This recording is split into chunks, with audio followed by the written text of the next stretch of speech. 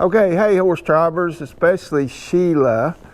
I watched her videos the other day, and guys, she's doing a really good job with her horse. Her horse is yielding from, I think it was Dixie, from his nose to his tail, and also with Fancy, and that's really important. I just want to go over a little bit on the shoulders. I want to show you something that might help you, that will help you a little bit, or a lot. And on your shoulders, when you applied pressure here, your horse yielded, but it was more of a leg yield. Now you may be doing it correctly, and that's just you're kind of in a hurry. I'm sure it was cold out there with all that snow and stuff you got. But shoulders, you know, for a lot of people, in their mind, they get it that they think that this is the hardest part of the horse to work. And it's really not. I think the number one problem that people have is sometimes this is where they start, is with the shoulders. When and if you do that, if you start at the shoulders, or say maybe you do lateral flexion and then shoulders, you're going to have a problem getting that horse to yield, because he's not going to give away that shoulder.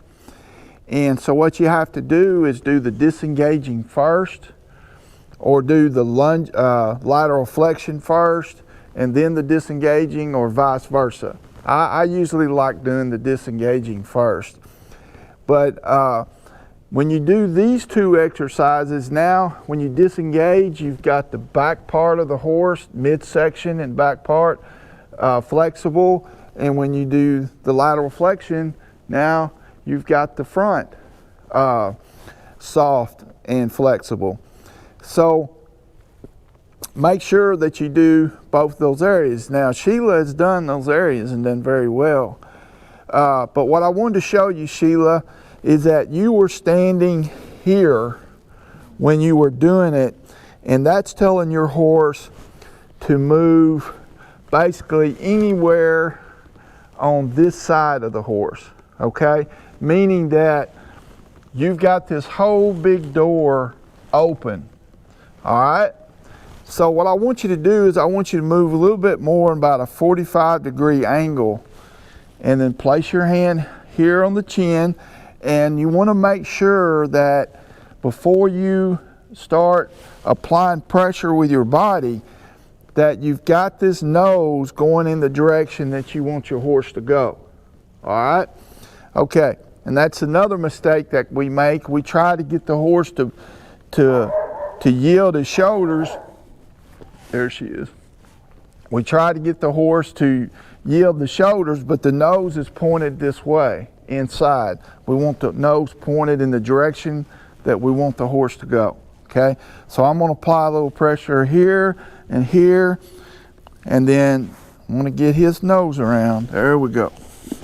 Whoa, that's too fast. Let's do this over. Okay, so I'm putting my fingertips on the jaw and my fingertips here on the shoulder. Now, what I left out is that, well, I was talking about, you're okay, you're okay. Whiskey got a little excited over the dogs barking.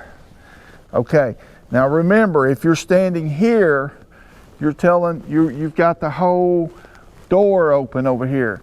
I want to shut down from here, from where I'm standing to here, okay?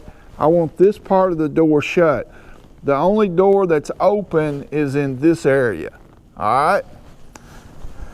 Okay.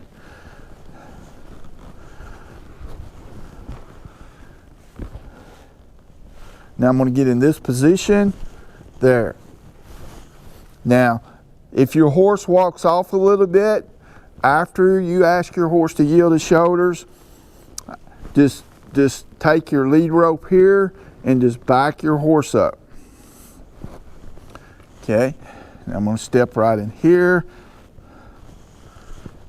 Boom. Okay, good.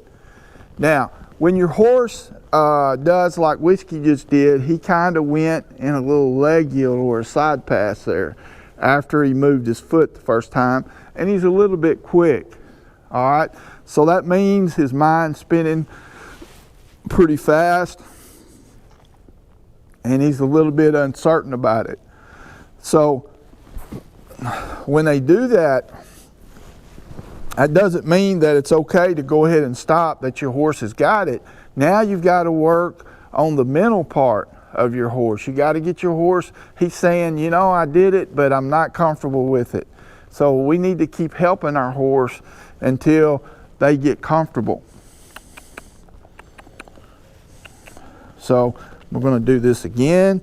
I'm going to take the pressure off. All right, I'm going to step away from the horse, take some pressure off of him so he doesn't just keep yielding away. Sometimes your horse, when you do that, they're going to try to go forward and they're going to take off. And what we try to do then is follow them and all that stuff. You don't want to do that. You want to turn around and take the pressure off of them, and then they're going to connect and they're going to stop. Now, Sheila's not having that problem. These are just some things that the rest of you may have here in the future when you try this. Okay, and see, he just keeps backing up, but I'm going to keep going there. Then he crossed the leg. Seen that left leg go over the right leg. Okay? All right, that's pretty much it. Thank you, Whiskey, for demonstrating for Sheila and Dixie. And if you have any more questions about it, just let me know and we'll keep working on this.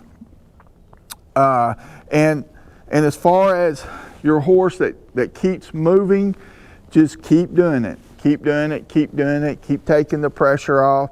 And finally, because what's going to happen is when you're doing this is you're bringing, when his mind is spinning really fast, you're going to be bringing that down. You're going to be slowing that mind down until eventually your horse is going to cross his leg and he's just going to stand right here. Then actually ask him to take another 2 or 3 steps over.